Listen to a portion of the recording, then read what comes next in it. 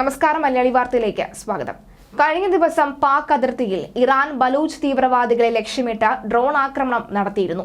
സംഭവത്തിൽ 2 കുട്ടികൾ മരിച്ചതോടെ ഇരു രാജ്യങ്ങളും തമ്മിലുള്ള നയതന്ത്ര ബന്ധം വഷളായി.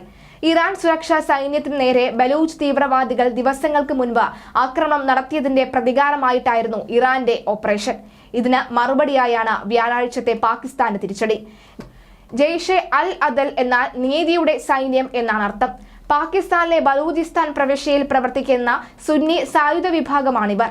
ഇറാൻ അതിർത്തിയോട് ചേർന്നുള്ള മലനിരകളിൽ സജീവമായ ഇവർ ഇറാനിലെ 2ാമത്തെ വലിയ പ്രവിശ്യയായ സിസ്റ്റാൻ ബലൂചിസ്ഥാൻ സ്വതന്ത്രത്തിനു വേണ്ടി പ്രവർത്തിക്കുന്നുവെന്നാണ് അവകാശപ്പെടുന്നത്. ആക്രമണങ്ങൾ മുമ്പും 2012 രൂപം കൊണ്ട ജെയ്ഷെ അൽ അദൽ മുമ്പും ഇറാന് നേരെ ആക്രമണം നടത്തിയിട്ടുണ്ടെന്നാണ് പറയുന്നത്. കഴിഞ്ഞ മാസം സിസ്റ്റാൻ ബലൂചിസ്ഥാനിലെ ഒരു പോലീസ് സ്റ്റേഷനിൽ നടത്തിയ ആക്രമണത്തിൽ 11 ഉദ്യോഗസ്ഥർ കൊല്ലപ്പെട്ടു. ജൂണിൽ അതിർത്തിയിലുണ്ടായ സംഘർഷത്തിൽ 2 പാക് സൈനികർ കൊല്ലപ്പെട്ടു. 5 വർഷത്തിനിടെ നയതന്ത്ര ബന്ധം വഷളാകും വിധം 8 ആക്രമണ സംഭവങ്ങളെങ്കിലും അതിർത്തിയിൽ റിപ്പോർട്ട് ചെയ്തിട്ടുണ്ട്. 2018 ഒക്ടോബറിലുണ്ടായ ആക്രമണത്തിൽ 12 ഇറാൻ സൈനികരാണ് കൊല്ലപ്പെട്ടത്. ഇന്ത്യ എവിടെ നിൽക്കുന്നു എന്ന ഈ ഒരു സംഭവത്തിൽ ചോദിച്ചു കഴിഞ്ഞാൽ പുതിയ സംഘർഷത്തിൽ ഇന്ത്യ താരതമ്യേന ഇറാൻ അനുകൂലമായ നിലപാടാണ് സ്വീകരിച്ചിരിക്കുന്നത് എന്ന് പറയാം.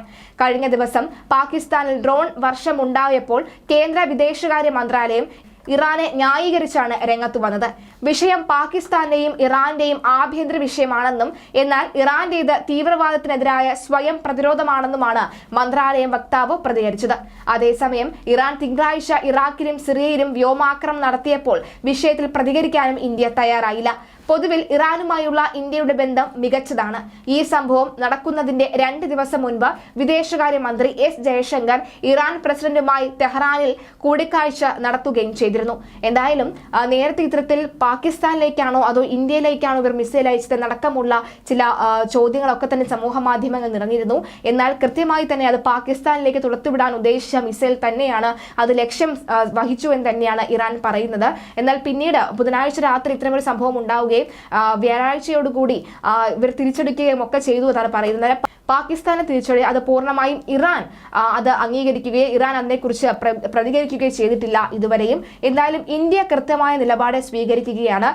ഇറാനെ ന്യായീകരിക്കുകയും എന്നാൽ പൂർണ്ണമായി ന്യായീകരിക്കാത്ത തരത്തിലുമുള്ള ഒരു രീതിയിലേക്ക് കാര്യങ്ങൾ പോകുന്നു. പക്ഷെ അപ്പോഴും പാകിസ്ഥാന്റെ തീവ്രവാദ പ്രവർത്തനങ്ങളെ ഒരു തരത്തിലും ന്യായീകരിക്കാൻ ഇന്ത്യ തയ്യാറുമല്ല.